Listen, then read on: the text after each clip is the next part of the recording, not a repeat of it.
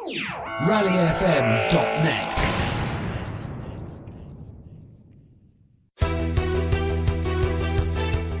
For your historic road race or rally car preparation and on-event support, for your classic car servicing or restoration, including mechanical, trim, fabrication and paintwork, all carried out in-house, contact Robin Lackford Motor Engineering on 01403 864 600. If you're outside the UK, make that +44 1403 864 600. For more information, go to our website, www.robinlackford.co.uk. Okay, let's crack on then.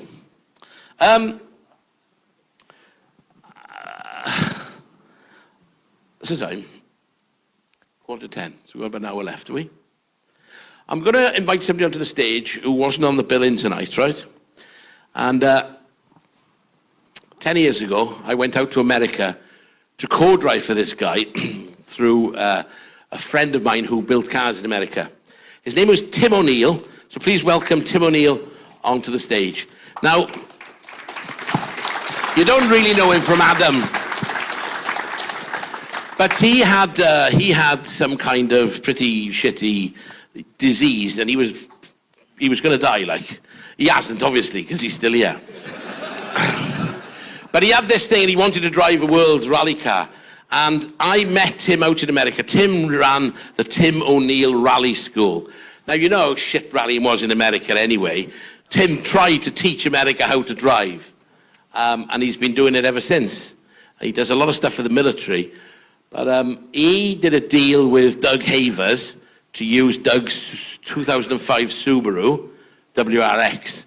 And my mate Whiskers looked after the car, and the only way he'd let Tim drive it is if Whiskers had a bit of control inside the car. And he thought bringing me over from the UK to co-drive for Tim would be a good deal. And I'd have a little bit of control on the car. And it was fantastic. We were sponsored by Go Fast, right? Now, Go Fast is an energy drink. The only thing good about the Go Fast was the gorgeous 4 women they had selling and giving away the Go Fast. They had very, very, very little on and left very little to the imagination. So I had a massive stiffy all weekend. So by chance, right?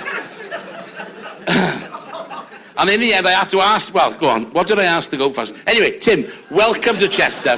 But the story goes, I spoke to Whiskers a couple of weeks ago, and he said, oh, Tim O'Neill's coming over. Oh, great, I'd love to get in touch. Last night we got in touch, because I managed to work out the Americanized number, mobile phone, and we spoke on the phone briefly, and Tim is here to watch the WRC this weekend. He's come over for a bit of a fact-finding mission, probably on the piss, find a few people, find a few women, and have a great time in the UK and go and watch Wales Rally GB.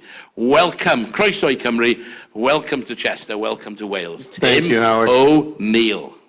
Thank you, Howard. It's really cool to have Howard as a co-driver because you just laughed the whole weekend. It's really funny. And to finish the story about the Go Fast girls, Howard, he was in the car and he told the Go Fast girls, he said, listen, this is I'm the co-driver of this car and I have to give 100% concentration. That means my mind has to be perfectly clear. I have to be laser focused, and if there's something on my mind, I'll probably make a mistake and probably crash the car. So could you please get something off my mind? It's like, would you tell me what kind of underwear are you wearing?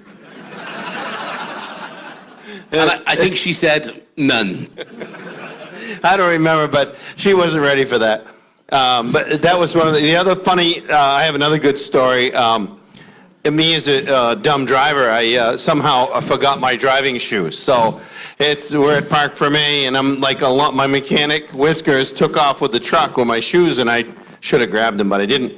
So I had these big hiking boots. These are custom made for the long distance hiking, and they were big looking, moon looking boots, and they're really silly. And there's no way I could drive this car because one foot would hit all 3 pedals. It didn't work. So here's the chance of my life to drive one of the meanest cars in the world, and I got the wrong shoes. And I'm like, I look down, I'm like, Howard, what size are your shoes anyway? He's 10.5 wide. I'm like, yes, please. So I switched shoes with Howard. So I had to put his skanky old moon boots on, and you had to put my beautiful OMP racing boots on, which all good co-drivers wore in the day, didn't they? Just to look the parts. So, but the funniest thing was, I told him my problem, and he didn't have a problem with it. I told him all about the shoes. You have to have a 3-year waiting list, and it's a real long story. These shoes the hikers all know about it. Well, the whole weekend, Howard, everybody looked at his shoes like, Howard, what's up with those? He goes, oh, these are my new Limmers. Yeah, it took 3 years. He had the whole spiel down, and he said he acted just like they were his shoes, and he didn't want anybody to know his stupid driver forgot his shoes.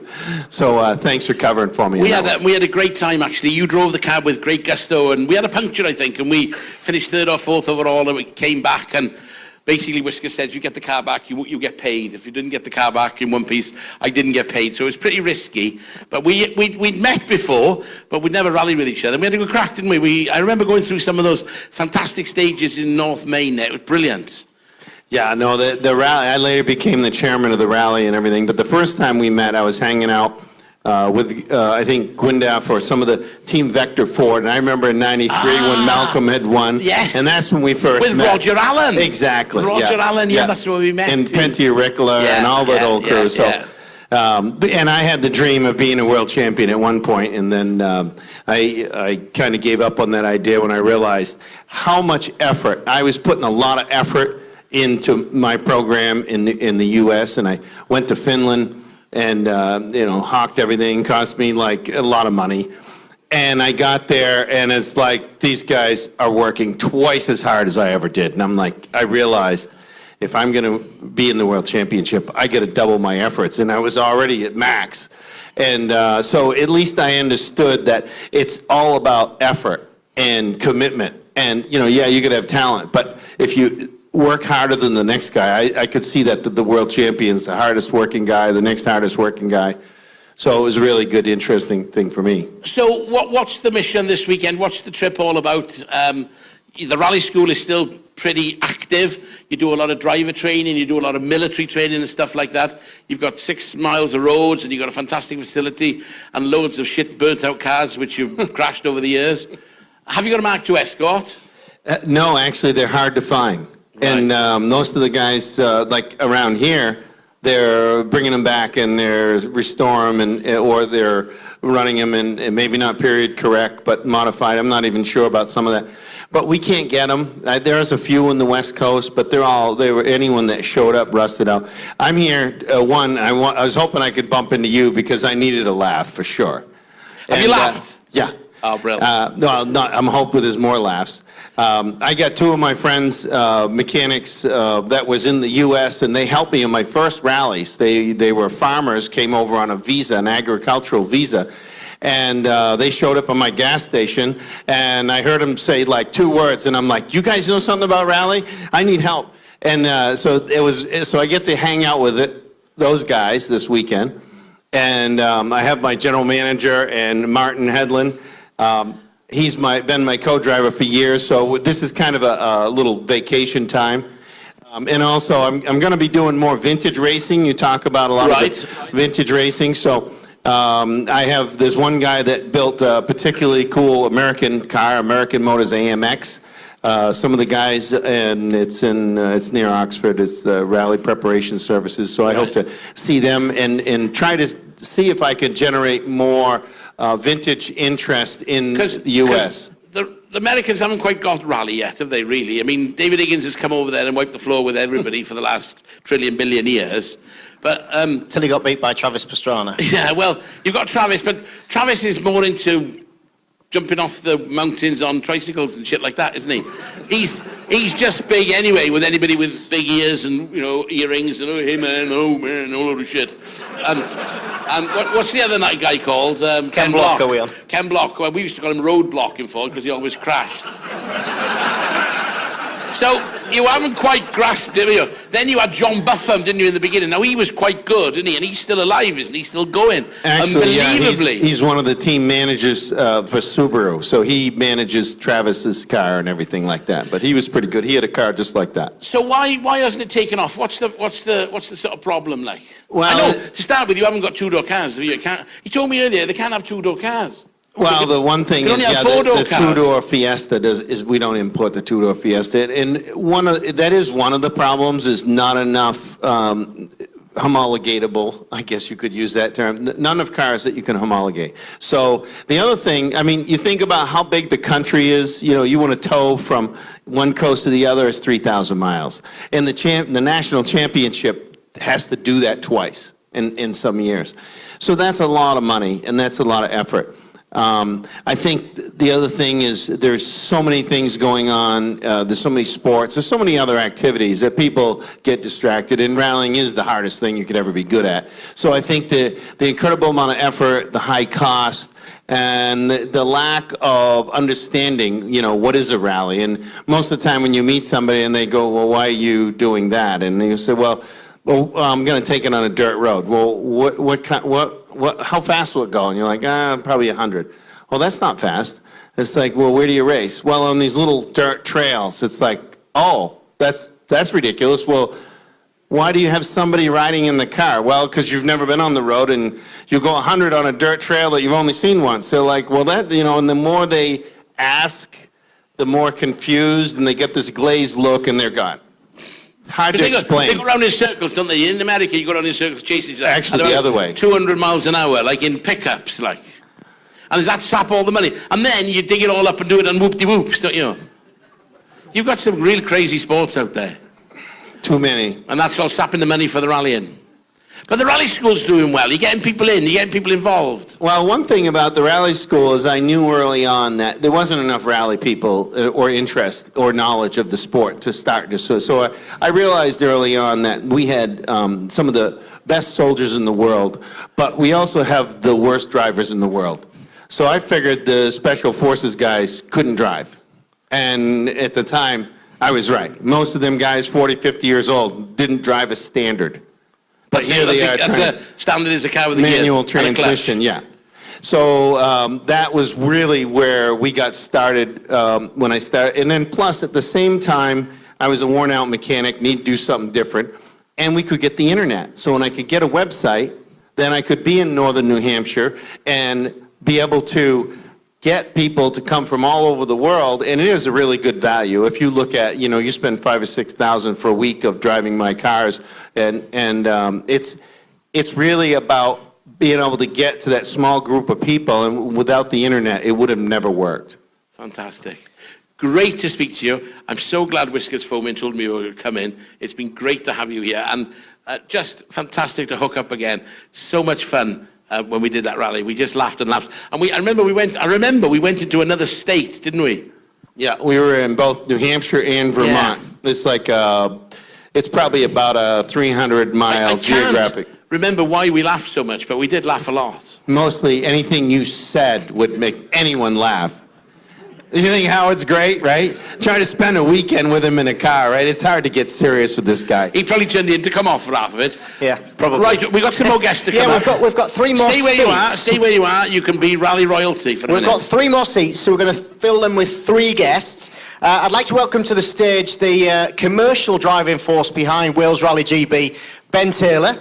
From Motorsport News and Autosport, Jack Benyon. And co-driving legend, co-driver to Neil Weirden, Mark Higgins and Martin Rowe, Trevor Agnew. A round of applause, please, for our next three guests.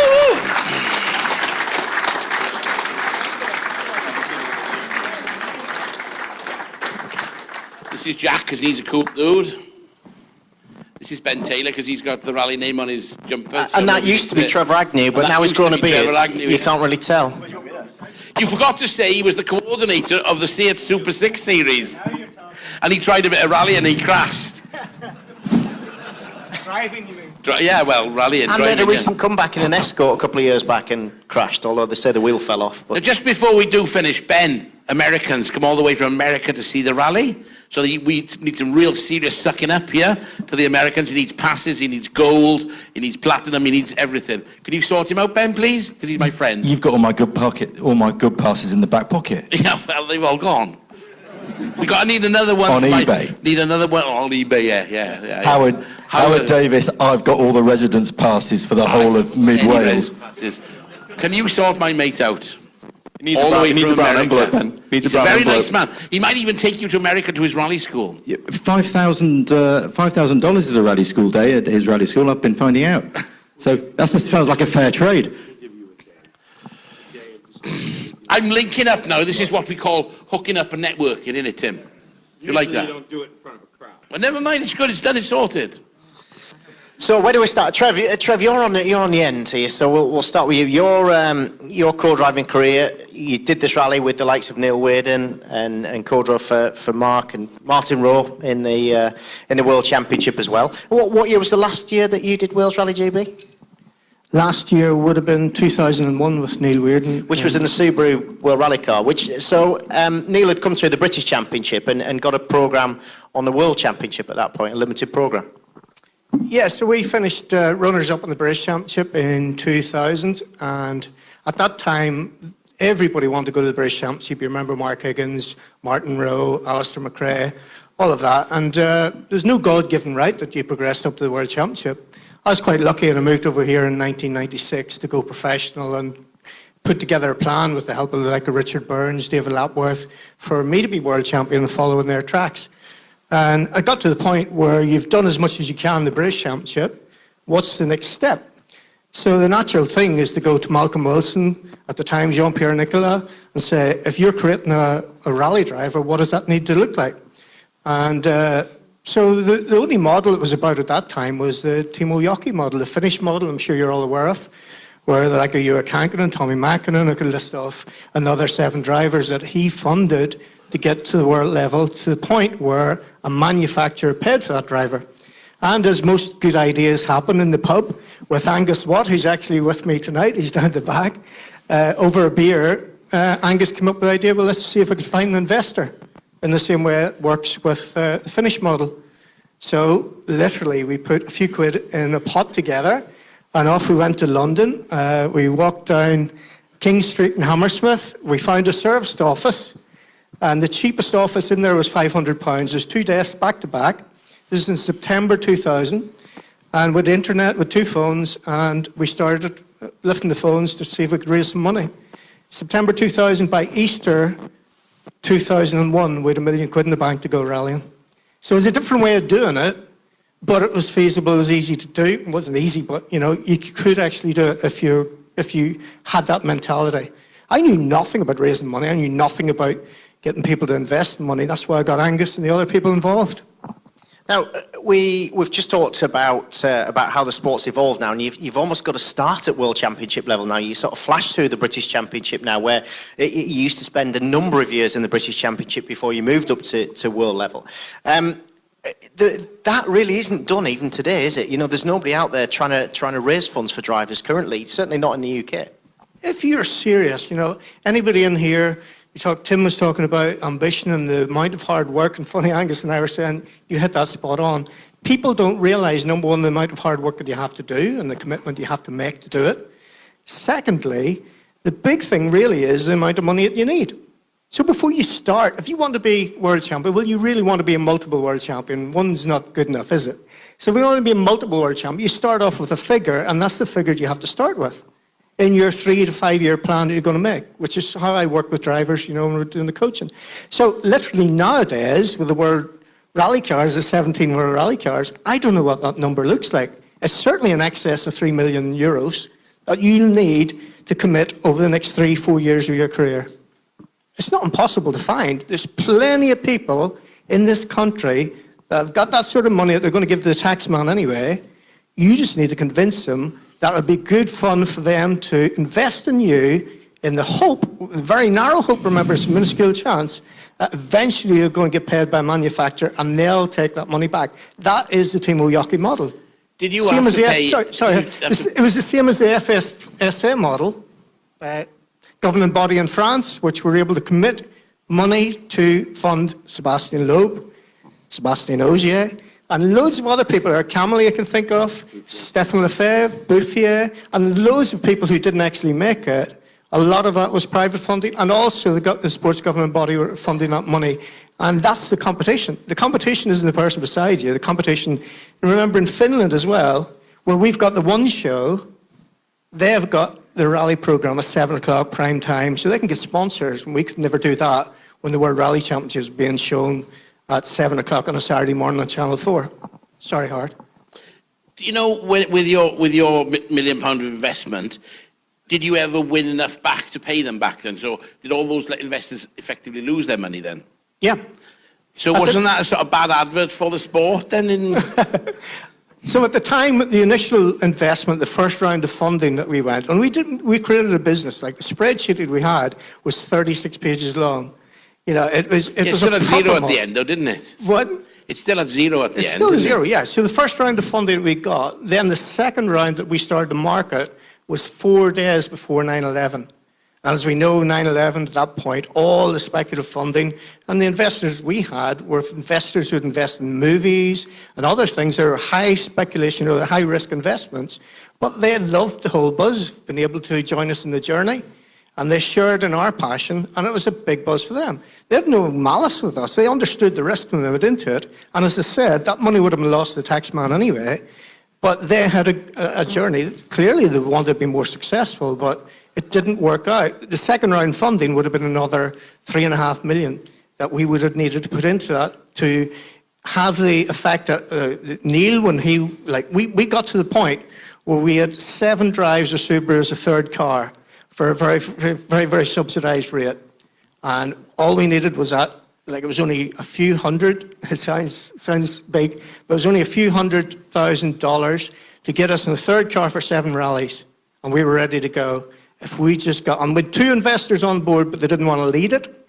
So all we needed was somebody to say, yeah, I'm going to go. They would have joined in and that model would have worked. We're so close, hard, only in the back of 9/11. But, you know, nobody else had done it. It's very easy in this country. We knock everybody that has a go to do things a little bit differently. The outlook has to be positive, and it can be done. There's no doubt about it.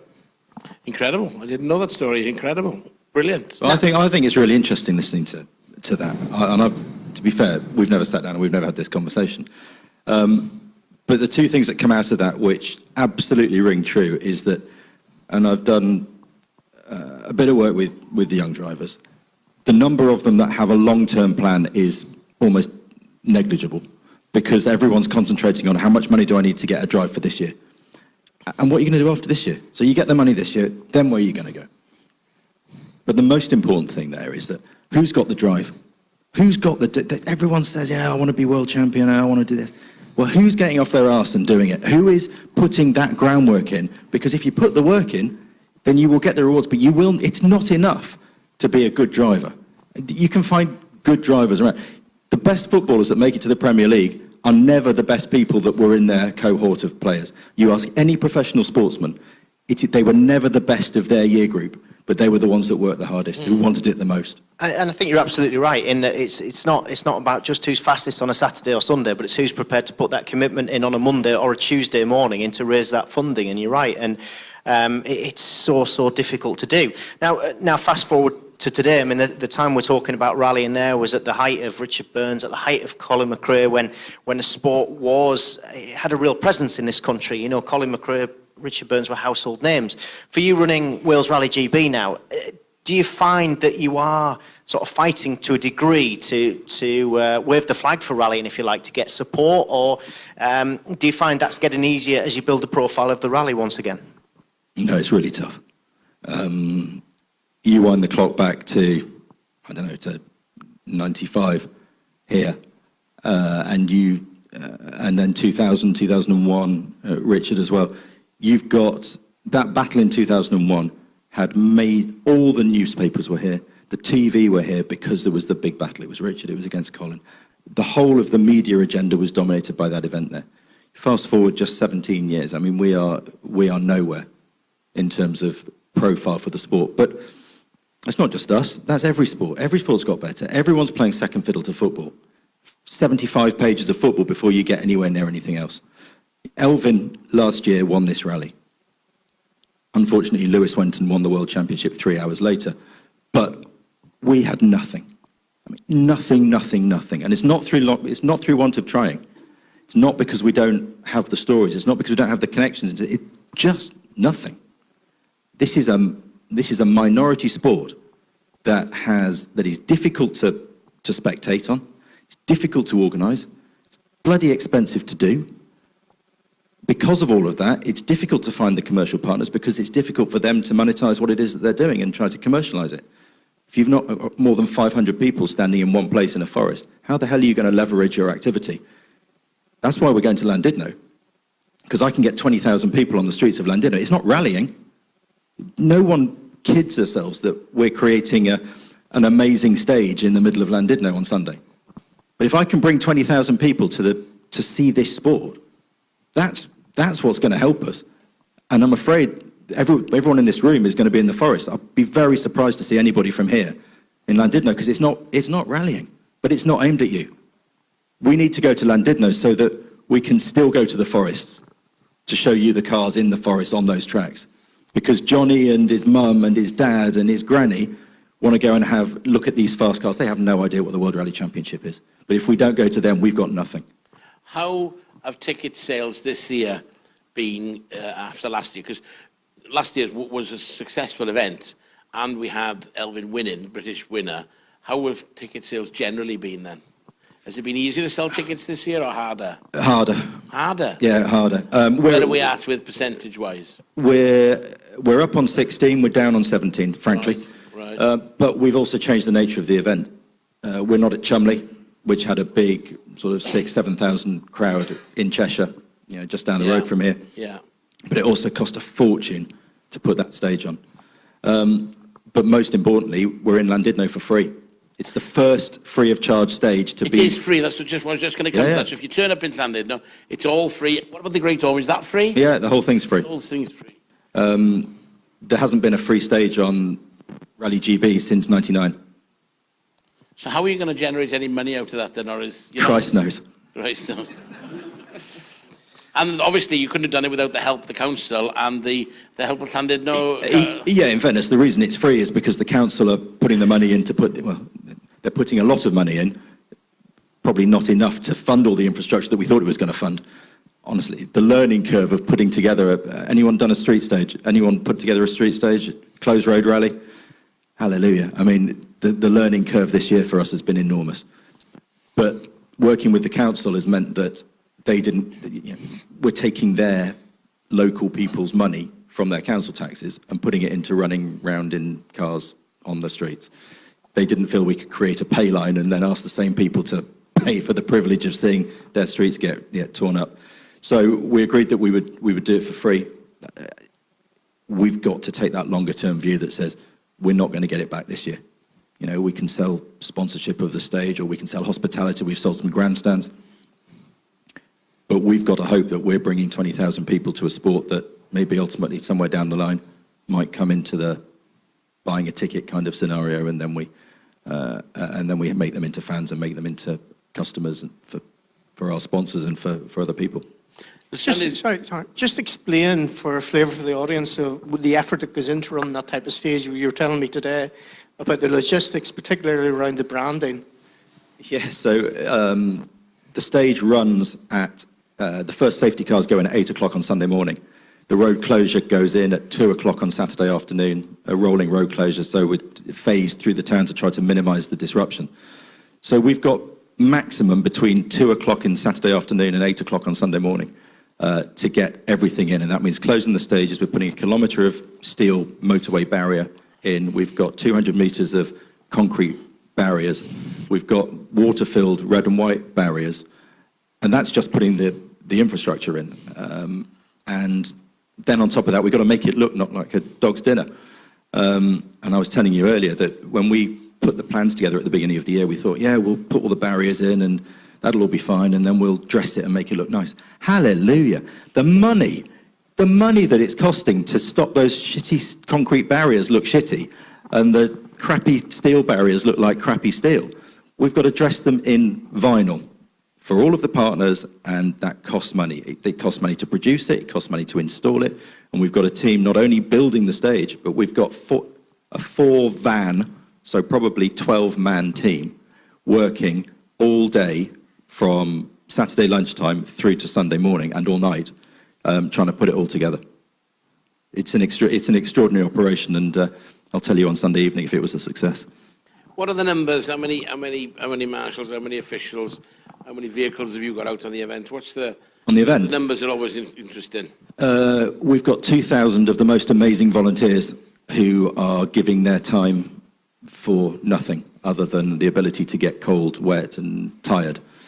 I can't speak highly enough of those people. Some of them come for one day, some of them come and marshal for 3 or 4 days. And some of them, the stage setup teams, the stage commanders, the people who've been involved for weeks and months, give so much of their time. People are taking all of their holiday to make this event happen. It's just extraordinary. We estimate there's about 70,000 man-hours just in the event week alone put in by people for free from the volunteers. That's extraordinary. In terms of the vehicles, that's the number that scares me the most. 137 vehicles put into this event by us, which come from a combination of Toyota, Network Q, and a load of hired-in vehicles as well. 137 vehicles is the fleet that goes to make this whole event happen. You don't see that, we don't see that, do we? From a press person perspective, you know, you're quite easy and happy to slate the event when things go tits up.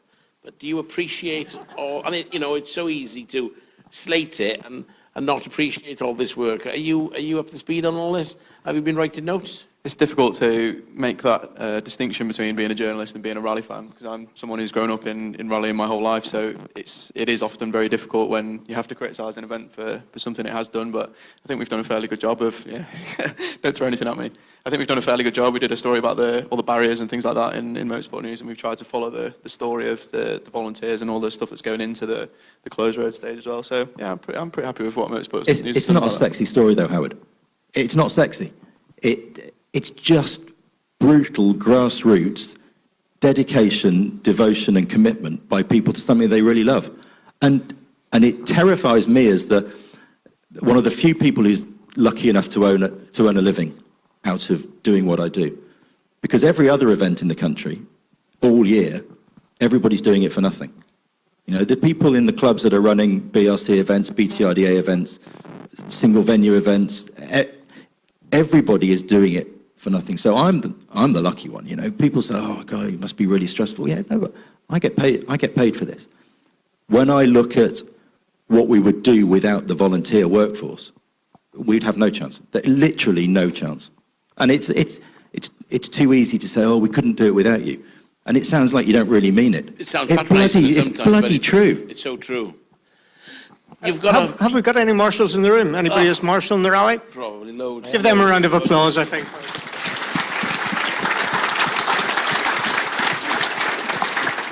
And the rest of them that didn't put your hand up, you should be ashamed of yourself because you're not marshalling.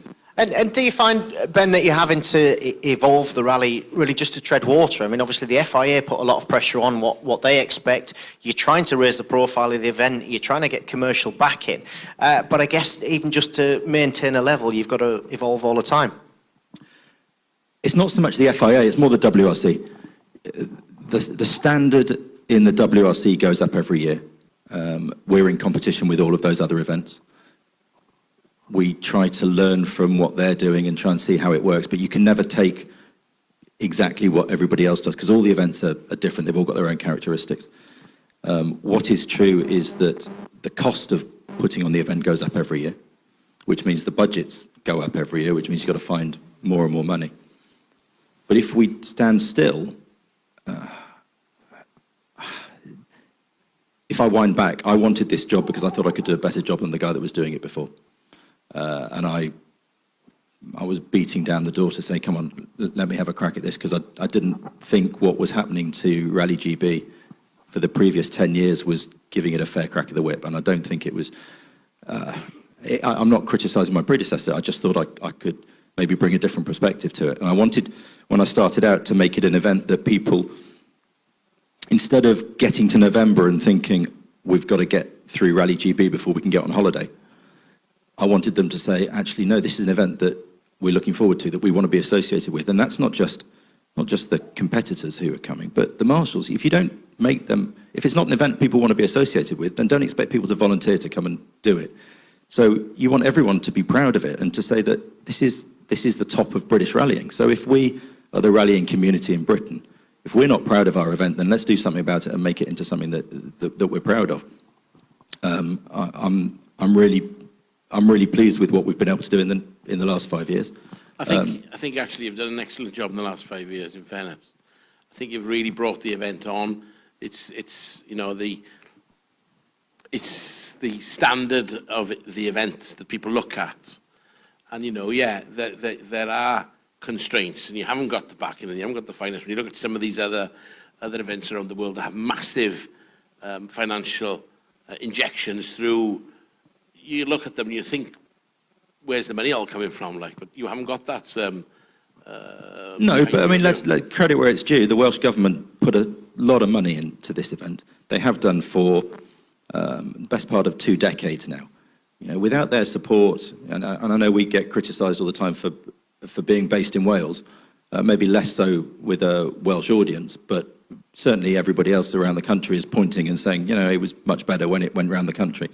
Those days are gone, but we need to recognise that maybe we have spent 2 decades being stuck in Wales, as they would call it, and it would be nice to share the love and to take in other parts of the UK, but the financial realities just right now are that we're doing the best with what we've got. And we're in for a fantastic weekend of speed, aren't we? You know, the three-way fight for the championship. Tanak's on the rise. Thierry Neuville's looking over his shoulder. Ogier wants it. It's going to be buzzing this weekend, actually. Yeah, I mean, look, this is the earliest we've been for a number of years. I think 2012 was the last time we were in September. That was an absolute disaster of an event. So everyone said, when we said we're going to go to the beginning of October, they went, well, it was shit last time, so it's going to be really tough. But actually, we've got a good entry. I was worried about the domestic entry. I thought the national rally might suffer because everyone's in the middle of championships and it's a difficult time to you're not going to gamble yourself for a one-off event. But the national rally is at 80. And you've got the BRC. The BRC is going to be going down to the wire here as well. That's going to be good as well. Yeah, it's the international rally where we've struggled. Even with the BRC entries, we're down at 60 competitors this year, and we ran 75 in the international rally last year. And 13 of those are national cars, you know, non-homologated cars. At the FIA last year, sort of just opened Pandora's box and let us have a go at some of those national cars, and then they've shut it. You know, classic FIA, yeah, really good idea, do that. Oh, no, don't do it. And so we don't know where we go with that for next year.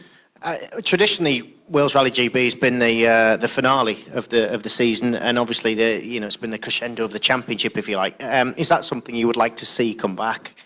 Well, you say it's been the crescendo of the championship. Actually, last year being the penultimate round was probably the first time it's been the crescendo of the championship for many, many years, and it was perfect. Last year was the perfect event. The weather, the fans, the result, the World Championship. It was just, I should have retired last November. It would have been perfect. It was the first time I ever saw Howard Davis speechless as well. He couldn't talk. He was crying that much at the finish of it. It was pretty emotional, wasn't it? It was, yeah. Yeah. It was a massive emotional roller coaster, wasn't it? You know. Yeah, but it's an interesting question, Ryan. I don't know where the best date is for this event. If you go in November, we're the only event in the World Championship that makes a feature of rain, fog, cold, misery. But that is the challenge the drivers love, isn't it? Yeah, but I'm not making an event for the drivers, Howard. Okay. You know, I got a bit of a pasting in his paper this year because I put the Great Orme as the final power stage, and the drivers lining up to say he's an idiot, he doesn't understand, and actually, you have to be careful how you say this. I think you've created something fantastic. Yeah, No, you have to be absolutely. hang on, you have to be careful how you say this, but almost the last people who are considered in the creation of a rally at World Championship level is the drivers. Because effectively they're the paid talent. You know, you take a footballer, they don't start moaning about the grass, or I'm not playing on that pitch, the lines aren't exactly how I want them. Football match, go and play on that football match. If you're a professional rally driver, you go and play where you're told to, where your team tells you to go and play.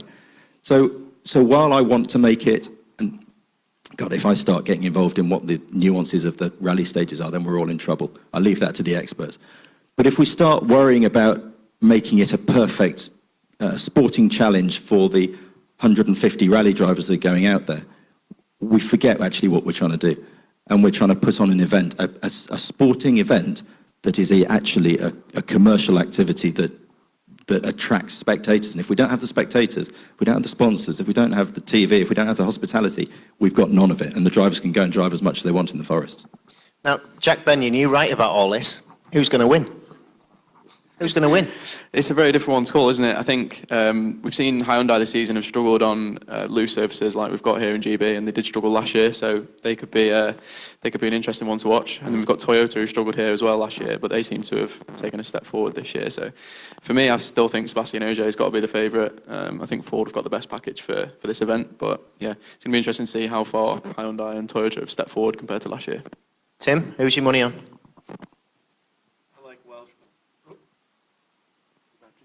No, I should have. I like the Welshman. I think he's got to do it. One thing I want to add is something that you had mentioned, finding money is very important. Working hard is very important. Brand management. Some of the guys out there I've seen are really good at telling their story, promoting, finding out what a sponsor needs. I've seen most of the successful as that combination of find the money, work hard, make sure you understand the brand, and go after a sponsor, and you see the value and how you can be of value to a sponsor. That's something that Ken Block does really well. So it's hard to have that whole package, but to me, that's our world champion. We have got one guest left. Just hang on, we'll just Shall we finish. bring him on? You 1 minute, Shall we 1 bring minute. him Ben on? Taylor, who's going to win this weekend? Sorry. We'll finish. I don't mind. He has to be impartial. No, a successful weekend for me is that everybody goes home safe on Sunday night. Yeah, that wasn't the question. Shut up. If some of them go home with a smile on their face, then that's a bonus. If I don't have an inbox full of 250 complaints on Monday morning, that's a double bonus. But I've got to support British Motorsport. So, it may be a long shot. You may get great odds down the bookies, but if Elvin could win it again, then it wouldn't do us any harm.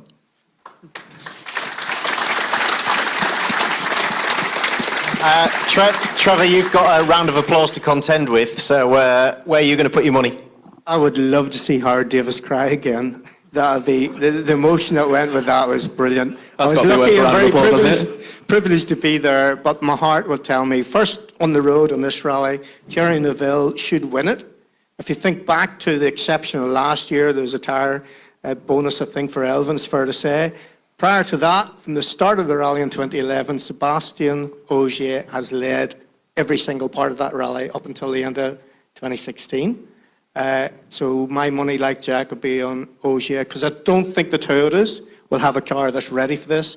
There's huge traction issues last year, and the limited amount of testing they've done in Wales, I don't think they'll have that car sorted, but I'm here to be proved wrong. So I go Ogier to win it. So. I think Trevor should know better than to side with me, really, when it comes to predictions. All right, thank you very much to our guests, Trevor Agnew, Ben Taylor, Tim O'Neill and Jack Benyon. Thank you very much.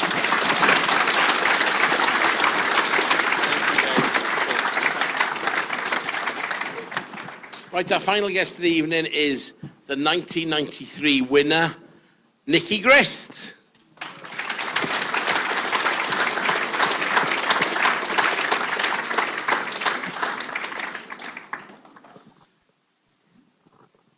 He wasn't the fastest person to come onto the stage.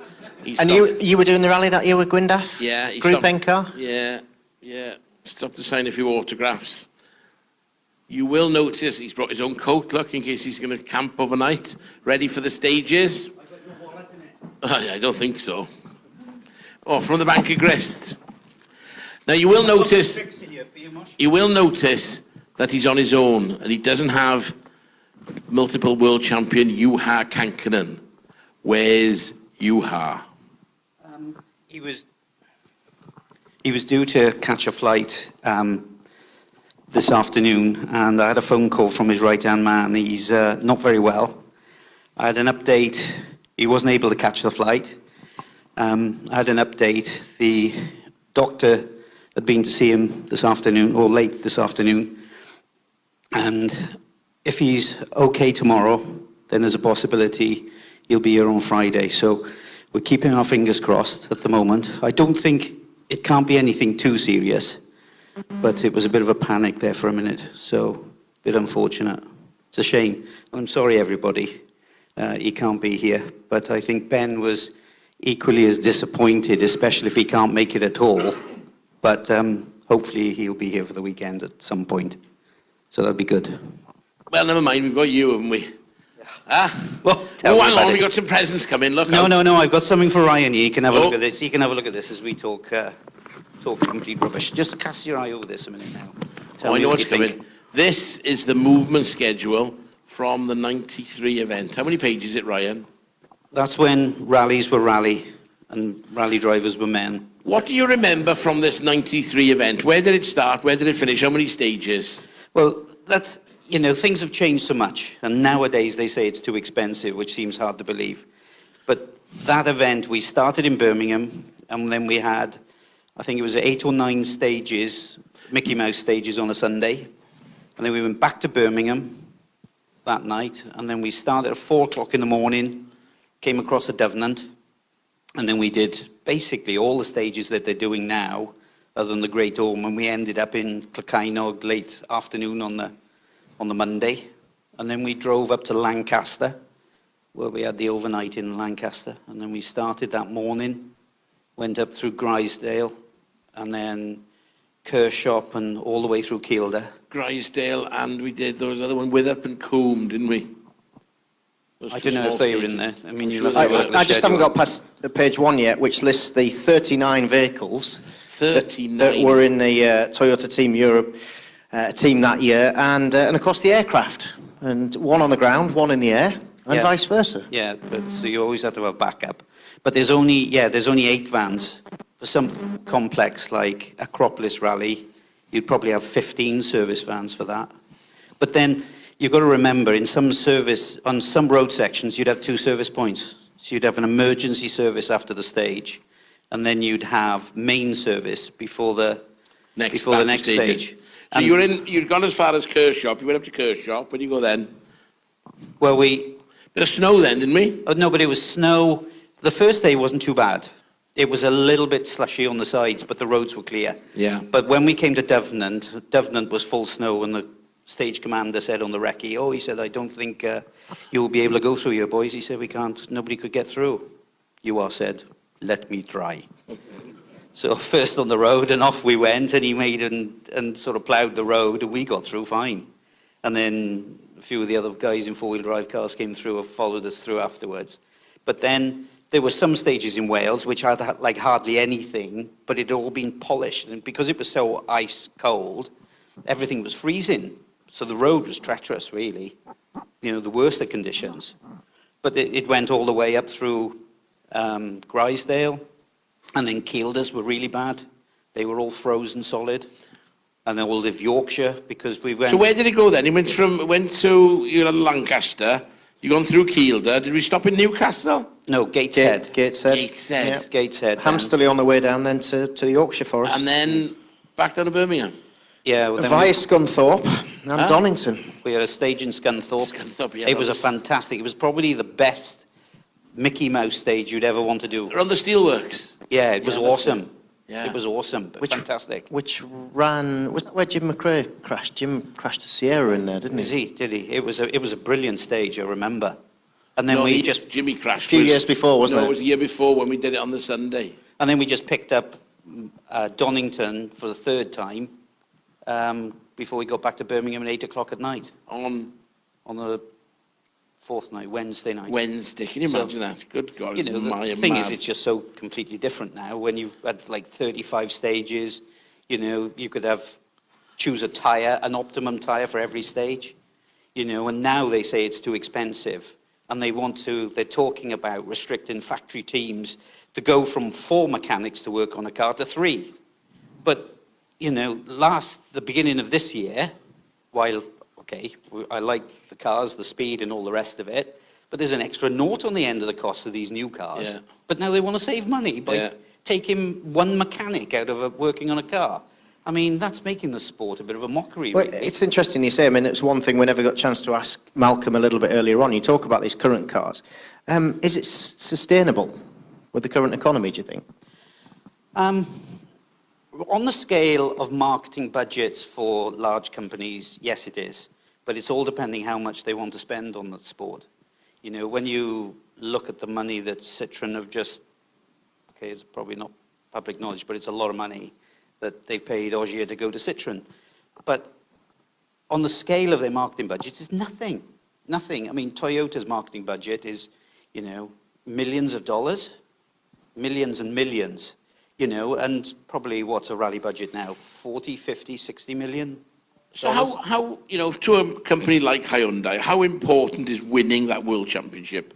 What will that do for the rally team? How you know, the Toyota, how bad did the Japanese want to win, like? Oh, seriously, seriously. Because especially for somebody like a Japanese manufacturer, because they're incredibly proud individuals, and they used to put a lot of time and effort into Safari Rally, for instance, because that was regarded as the toughest rally in the world. And the first time I joined Toyota, I spent 4 months in Africa doing all the testing for Safari, and then we were out there, and the route was 5,000 kilometers then, and virtually 26 pace note books, and even the road sections had to have pace notes because it was so tight.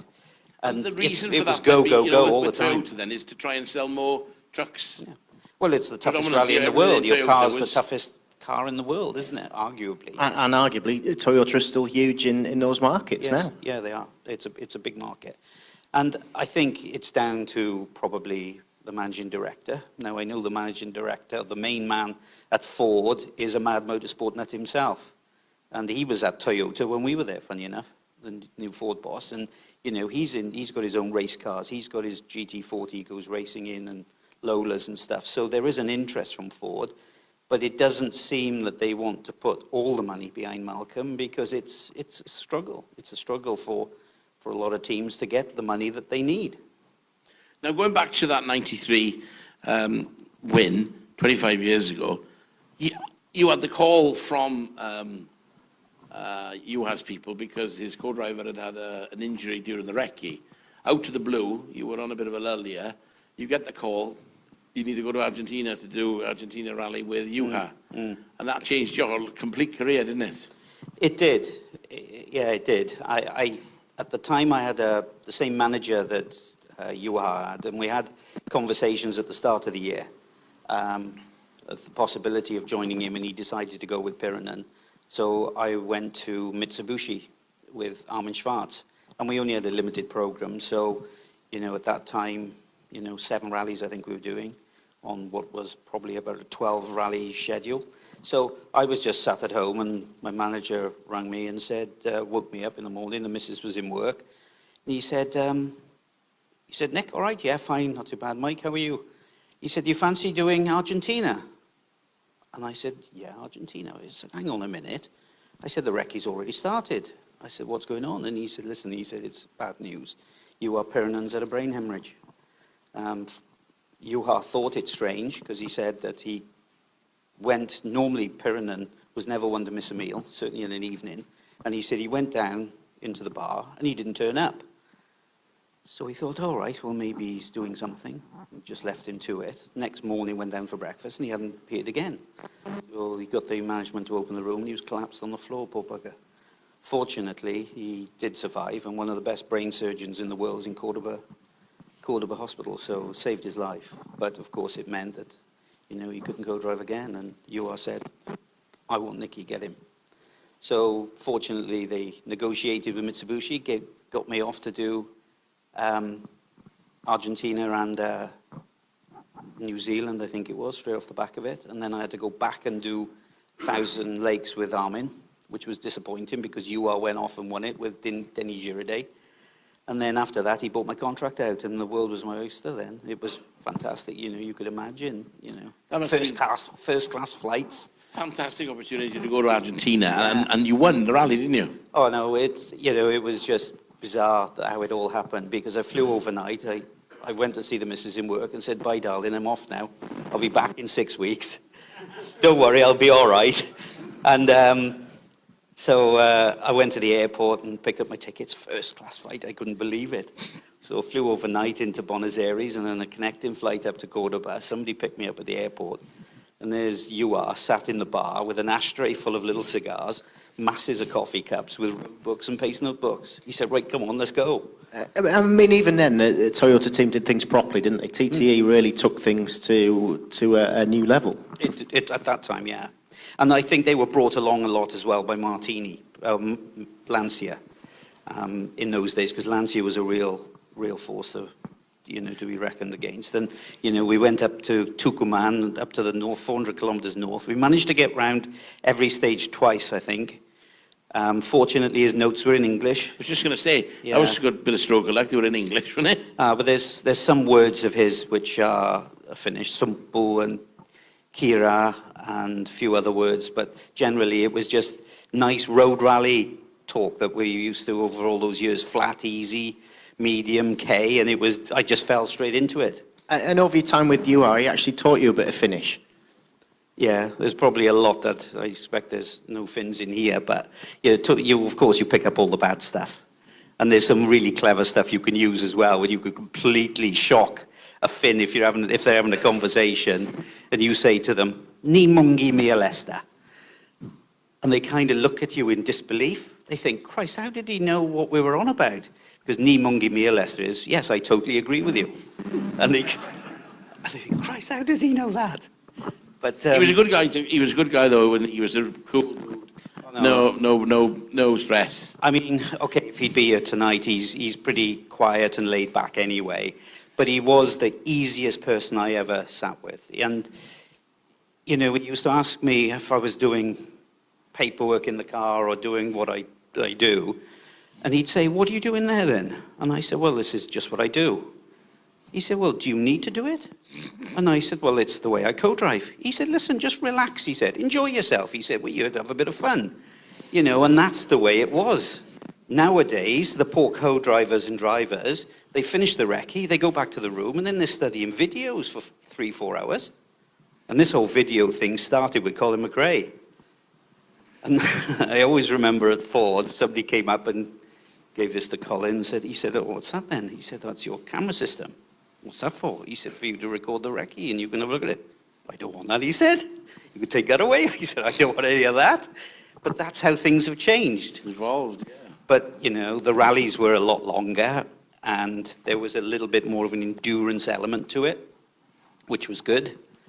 But that Argentina to go up to Tucumán and be fastest on the first stage, so all of a sudden, plucked from my bloody fast asleep in bed one day to, 6 days later, leading your first World Championship event. And then we never lost the lead from that point to the end. But he was you talked about a relaxed character outside the car, but he was like that inside the car as well, wasn't he? I was lucky enough to sit with him in Escort World Rally Car once, and any of the other boards, he never was rushed or pressured. And I think out of all the drivers that I've been with over the years, and I've been lucky enough to sit with a few pros, but Juha and Colin were very, very similar in many ways because they were naturally talented and they made everything inside the car look so easy. They just play with the car and it was just, everything seemed like it was in slow motion. Outside, don't get me wrong, they're going like hell. But there was one big difference between the two. And Colin had the ability to really push the boundaries and just get 5 seconds when everybody else was on the ragged edge. He would push in an area where most people would be backing off, which made him the people's favorite because everybody likes a trier. But the problem was, more often than not, something would happen. You'd rip a wheel off, you'd go into a ditch, or you'd have a massive accident. And don't get me wrong, we probably got away with 200 big accidents through his own ability of getting out of a situation. But Juha, come at, an event, and on a day somebody could be quick on an event, they're comfortable and they're going for it. And Juha said, "Do you know what, Boyo? This is his rally," he said. "Let him go off and win," he said. "We finish second." And he would accept second place. And that's why I think Ewa was a 4 times world champion, and Colin only was a 1-time world champion. And, okay, down to Toyota cheating, we were up for winning the championship that year. So it was Toyota being excluded gave Colin that championship. But he was a very good tactician. He would always be very easy on the car. He could drive round problems when there was them.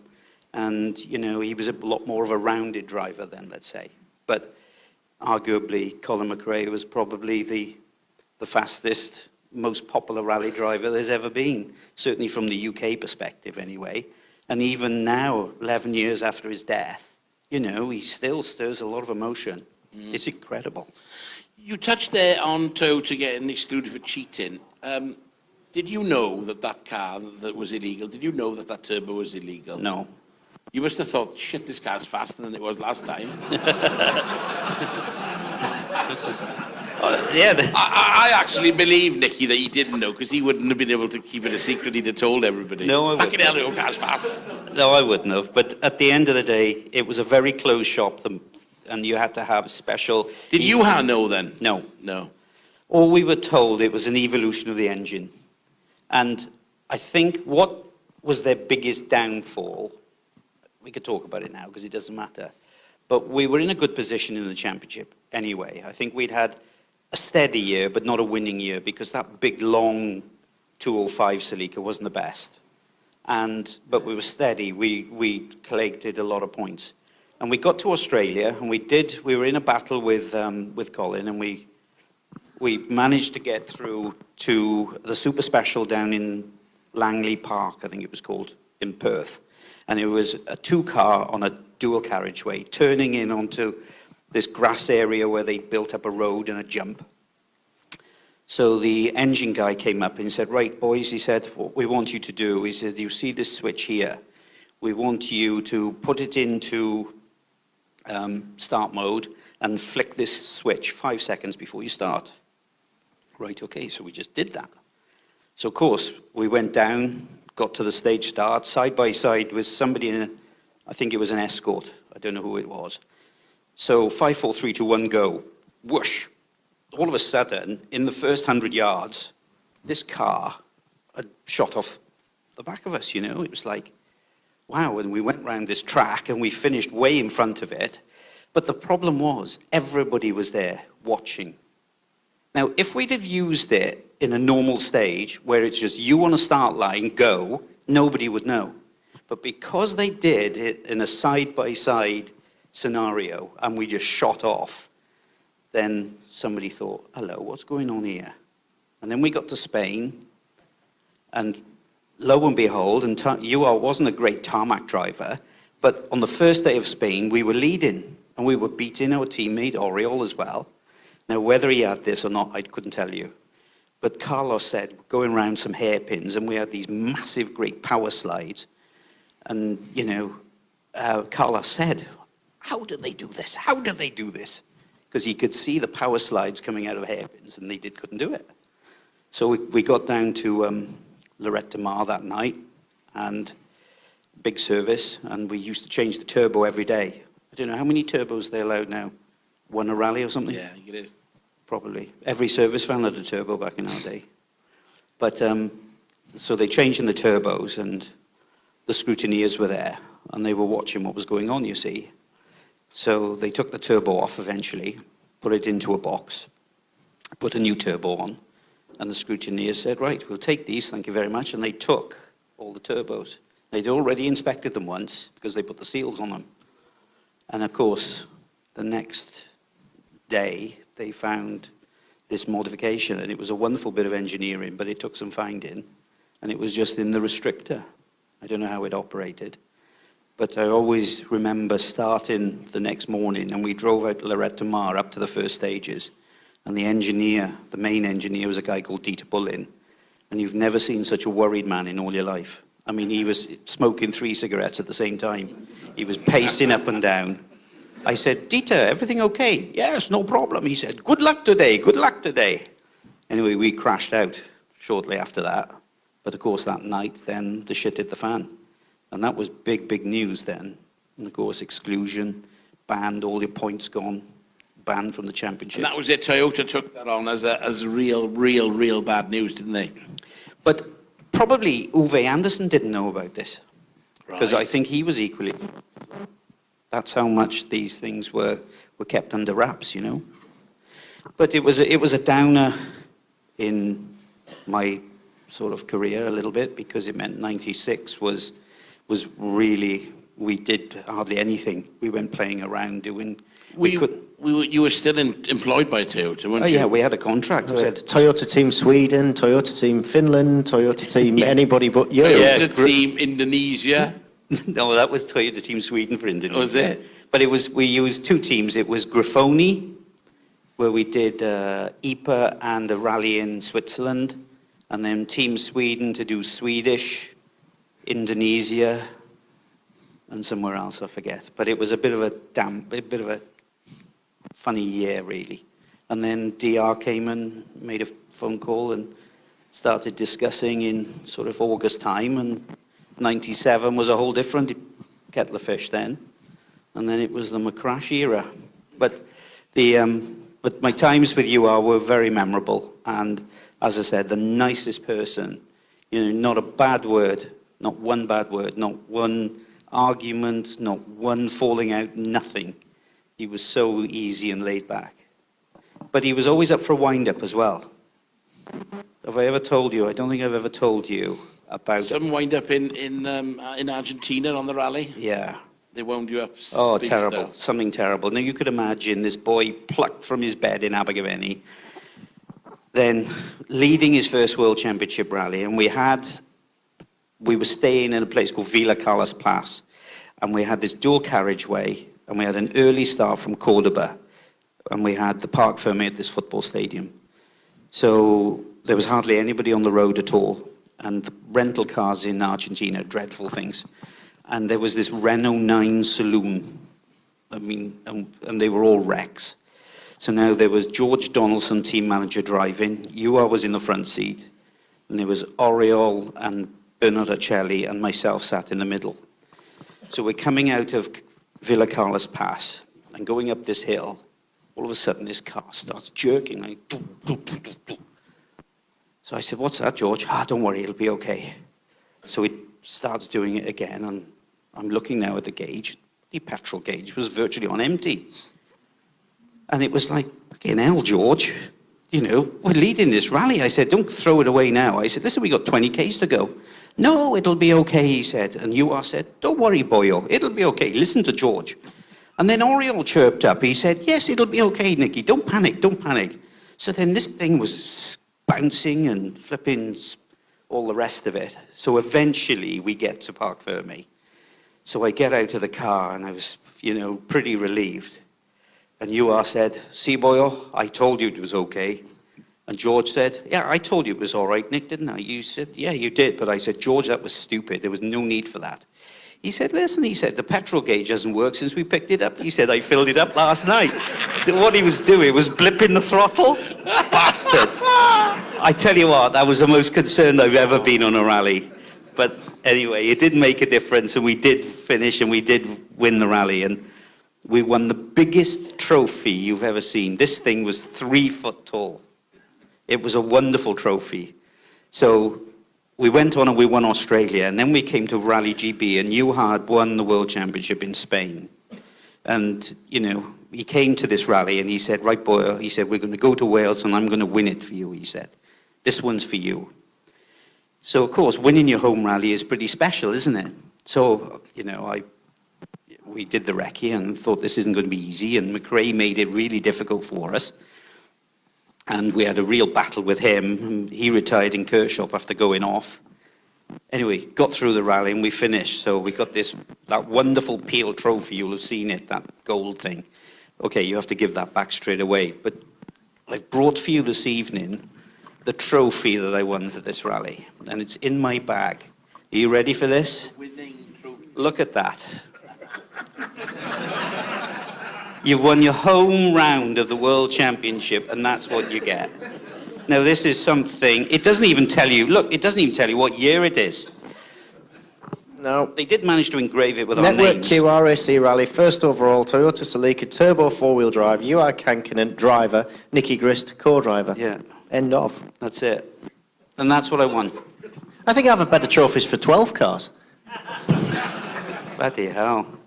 That's I probably- wouldn't surprise. Probably Yeah. solid gold, though, isn't it? Oh yeah, on a wooden plaque like that. It don't is, think I so. reckon. It is solid gold, you know. But at least when we won it with McRae, we did have a decent trophy then. But do you remember back in the early days, in the 80s, they used to have these beautiful blue Wedgwood. Have you Yes. seen that pale blue Wedgwood Yes, stuff? yes. And they used to have the white material on it, whatever it was. But they used to have Lombard REC stamp, and it used to be made trophies for them. And I was thinking, I'm going to have some lovely big blue Wedgwood prize. And that's what you had. And that's what I bloody got. So listen, thank you Network Q for sponsoring the rally, but that's, it's not very good, is it? But, Is Ben still here? Ben, just a quick word. We don't want any shit trophies like this year, okay? no, I've already showed him that earlier. He loved it. So if you want, before you go, if you want to have a picture with a winning trophy, you're more than welcome, all right? But don't ask me to stand in it. I'm too embarrassed. But it's a pity couldn't be here to talk a little bit about his career, because he goes back so far, and he goes back into the Group B days. And over the years, he's told me bits and pieces about stuff. But, he started just rallying RS2000s or in Finland, and, he came to do Rally GB in an Opel Ascona, and he said he was setting some quick times and then went off. And then he got noticed, and I think Toyota gave him some drives, but he was in the Group B. The Celica, Celica the turbo. turbo, yeah. And UR said it was a fiercely powerful car, he said, for a rear-wheel drive. But they built that car specially to go and do endurance rallies. And I think his first rally was with Dave Whittock. And that was the first time he'd had a British co-driver. And they were in... Ivory Coast? Yeah, Ivory Coast. I'm just trying to think what the start time. Would it be Azerbaijan? No. Anyway, they were leaving the start. And Dave Whittock said, roundabout here you are, go straight over. So UR said, I just went straight over the roundabout, he said. So Dave Whittock said, what are you doing? He said, well, you told me to go straight over the roundabout. He said, well, listen. And he won a few endurance events, Safari and thing, but he said when he got into the Peugeot team, off the strength of those results, he went into Peugeot. And he said that was some car. I remember speaking to him before somewhere and asking him the question about when he first drove the Peugeot. That was quite a funny story, wasn't it? Well, he went to test, and the engineer was with him, and he drove this car, and he came back, and the engineer said to him, how's the power? Oh, power's good. He said, you can have more if you want. He said, we can give you more power. And UR said, I don't know, there's more than enough power for me, he said. But he said they had 3 different turbo sizes, and they used to change the size of the turbo to suit the rally. If it was out and out, flat out, they'd put a really big turbo. If it was tight and twisty, they'd put a smaller turbo to give it more response. But he said it had more than enough power. He said, handle like a pig, he said, but, it was just point and squirt, and he felt that to drive it quickly, the best way to do it was to go down the straights like hell, brake, get round the corner as clean and as quick as you can, then hit the throttle and just go again.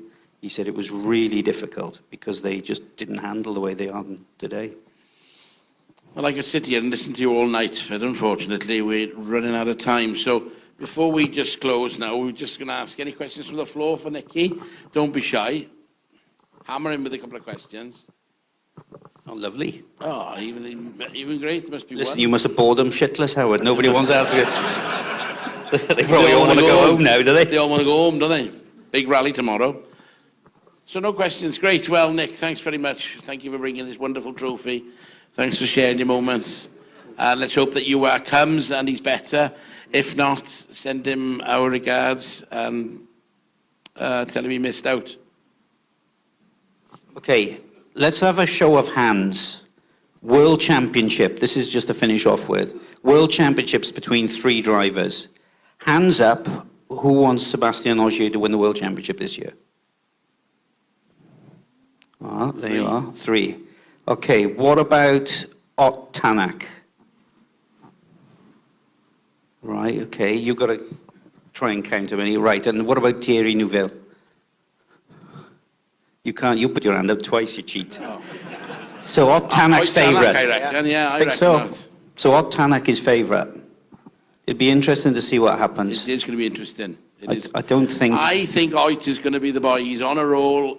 That car's going like hell at the moment. That engine evolution they brought out in, where was it? Germany, was it? Well, was they used awesome. they were allowed jokers, weren't they? Yeah, and they didn't And use it in went for power. Mexico. And I went to see him testing a couple of days ago. Christ, he went up that hill like. It was fast. But I think the Hyundai's fast, but it's a lot stronger. Yeah. But, you know, it's a balance, isn't it? And Oit went well here 2 years ago. He'd have won the rally if it was another stage, wouldn't he? He'd have beaten Ziplow. He'd have beaten Ogier 2 years ago.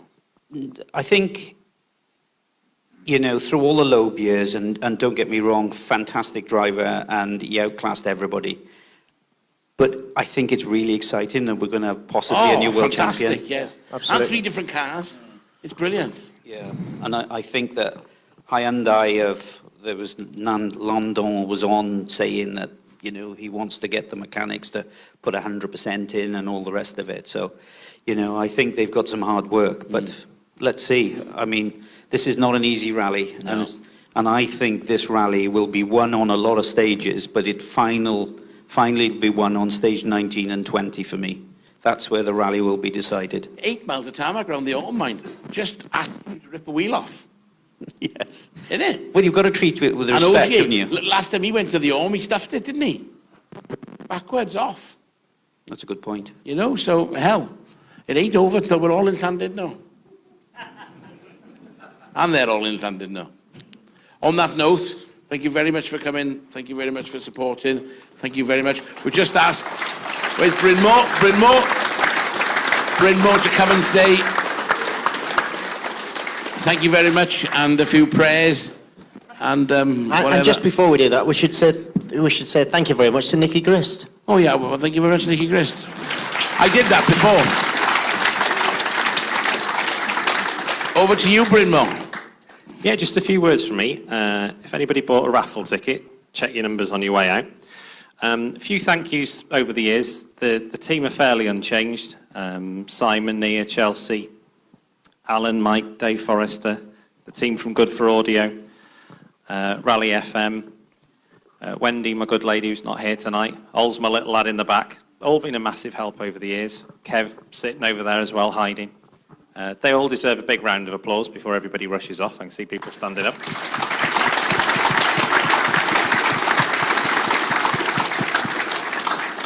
Our hosting team, Howard, who's been with us for all 6, Colin, Clark and Ryan. Thank you. And one sort of unusual statistic, we added up the other day, over 6 years across the stages here and in St David's Park, we've had over 50 different guests, which is just a bonkers figure, isn't it? So a huge thank you to all those guests, a huge thank you for everyone who supported the event and the charities over the last 6 years. Looking forward to rest for next year, but we'll see you in 2020. Thank you.